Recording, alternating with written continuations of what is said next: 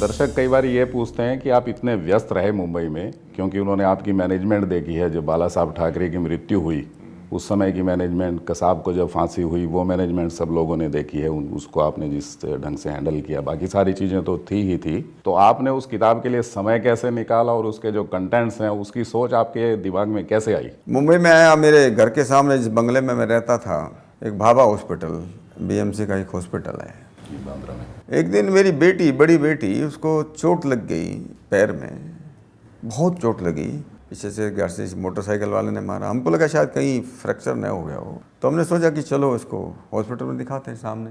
हम हॉस्पिटल में गए और जबकि मैंने सूचना भी दी कि मैं आ रहा हूँ, मैं शायद डीसी पे था उसमें, एडिशनल सीपी, मुझे याद नहीं आ रहा, एडिशनल सीपी हूँगा क्योंकि मैं उधर डीआईजी था पहले। उसके बाद जब हम गए थे तो मैं वहाँ कुर्सी खाली पड़ी थी, मैं जानबूझ करके बैठा नहीं, देखने के लिए कि डॉक्टरों का क्या व्यवहार है।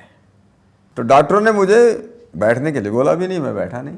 मैं थी, मेरी पत्नी भी थी, करने को मैं बैठ भी जाता, उनसे सीनियर ही था। उसके बाद एक आदमी, एक लड़का अपनी माँ को गोदी में लेकर के आया और ये उसकी बूढ़ी माँ बहुत रो रही थी, चिल्ला रही थी।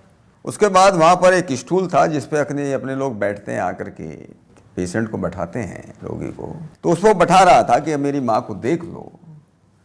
लेकिन लोगों ने वहाँ जो नर्स डॉक्टर थे, बोले नहीं नहीं माँ उसको उस पर लिटाओ, उसको थोड़ा सा दूर जो था एक वो बना हुआ था उस पर उसको लिटाया।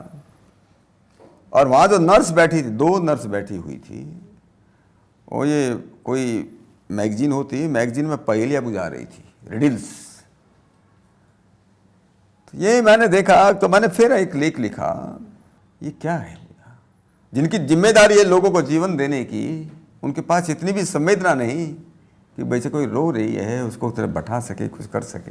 तो ये सब बातें होने के बाद वो मुझे लगा कि अब मुझे लिखना चाहिए। तो मेरी पोस्टिंग यहाँ पुलिस एकेडमी में होगी नासिक के अंदर, वहाँ समय थोड़ा ज़्यादा होता है, लेक्चर वगैरह दिया, उसके बाद समय।